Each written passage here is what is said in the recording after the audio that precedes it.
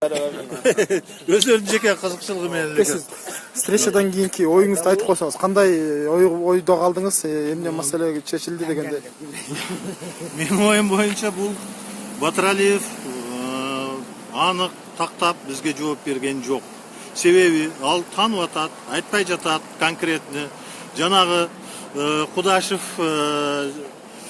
Кубан боюнча соттолгон эмес деген справканы берип, ал амнистиянын негизинде кылмыш иши козголуп, кийин амнистиянын негизинде чыккан болсо деле бул уже кылмыш ишти жасаган эсептелет да. Туурабы? Туура эмеспи? Ооба, туура. Морального права не имеет. Ол ошондуктан бул Батыралиев ошону билип туруп ушундай кызматка алганга акысы барбы ушундай адамдарды, кылмыш жасаган адамдарды? Мейли амнистияга түшкөн болсун, мейли кечирген болсун сот. Акысы жок деп ойлойм. Моралдык акысы да жок. Кетиш керек. Тем более тууганым эмес деп айтып атат. Бирок эл айтып атат, бардык эле тууганы деп атат. Өзү уялып кетишет. Жээни болот деп атат. Совесть менен. Кетсин андай адамдар.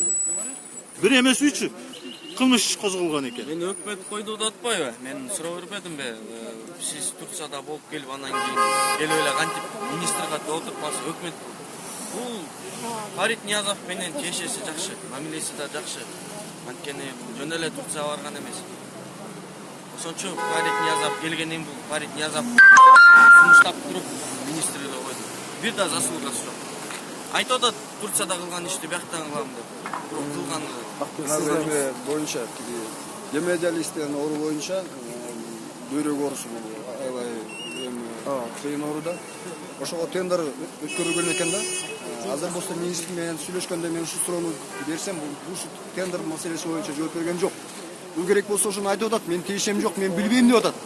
А тендерный комиссияны деген министерствонун өзү утверждать этип ошого кол коет. Эми эң негизгиси ошол дары Турцияда бизнес акча менен 1700 сом турат экен. А булар тендерный комиссия өткөргөн 9,5 миң сом турат. Бул жерден өзү баш болуп чоң акча жасап атат да. Анан биз азыр талап коюп атабыз, бул адамды кет депчи. Жөн эле сыйың менен кетип кал деп. Анан мунун кеткиси жок да. Анан биз азыр жыйындан бир түшүнүккө келдик да. Бул азыр деген мындай адам биздин саламаттык сактоону талкалай турган адам да. Бул ситуация не владеет. Жанагы дару менен камсыз кылуу департаментин айтып атат. Ачык эле айтып атат. Мен негизинен эле закон боюнча департамент здравоохранения карайт. Бирок өзүнүн сөзүндө айтып атат. Ал кишини мен койгон жокмун деп атат. Ал кишини премьер-министр койду дегенде сөздү кыйтып айтып атат. Мына көрдүңөрбү? Демек бул киши саламаттык сактоо тилигинде ситуацияны бул не владеет, ачык айтканда. Демек бул киши кетиш керек. Рахмат.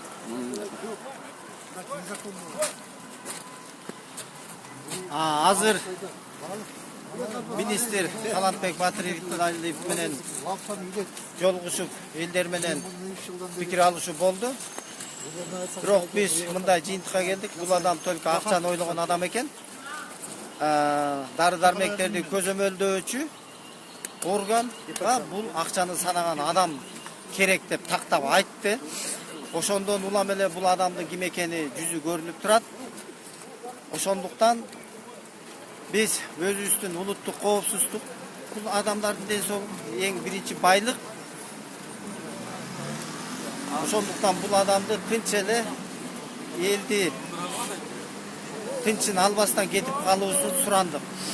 Бул адам акча жок дегенге көп нерселерди шылтады. Бирок биз 20 жылдан бери эл акча бар жок болуп эле жан сактап келатабыз.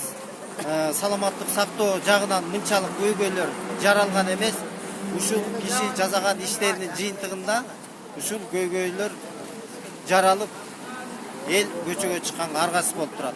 Бул адамдын тезирээк отставкага кетип калышын талап кылабыз. Биз кийинки прокуратурага чыкканда, эгер бул адам келбесе, анда жөө жүрүш менен ушул саламаттык сактоо министрлигинин алдына келебиз. Рахмат. Сиз эмне дейсиз? Я в целом итогами сегодняшнего митинга недоволен. В целях защиты интересов наших людей, коротко говоря, министр должен уйти. Должны уйти все заместители, должны уйти взяточники среднего уровня Минздрава. Вот когда их полностью очистить, вот я буду считать, добились мы своей цели. И цели добились сам наш народ. Все, Рахмат. Чон Рахмат. Вот так, друзья. Вот, друзья, у нас сегодня только что была встреча. После встречи мы услышали мнение людей. И они говорят все, что министр должен уйти в отставку, потому что действительно на те вопросы, которые мы сегодня задавали, он пытался как-то уйти, делал причины, что денег не хватает или того не хватает. В общем, какие-то причины были, короче, все виноваты, только один он не виноват был.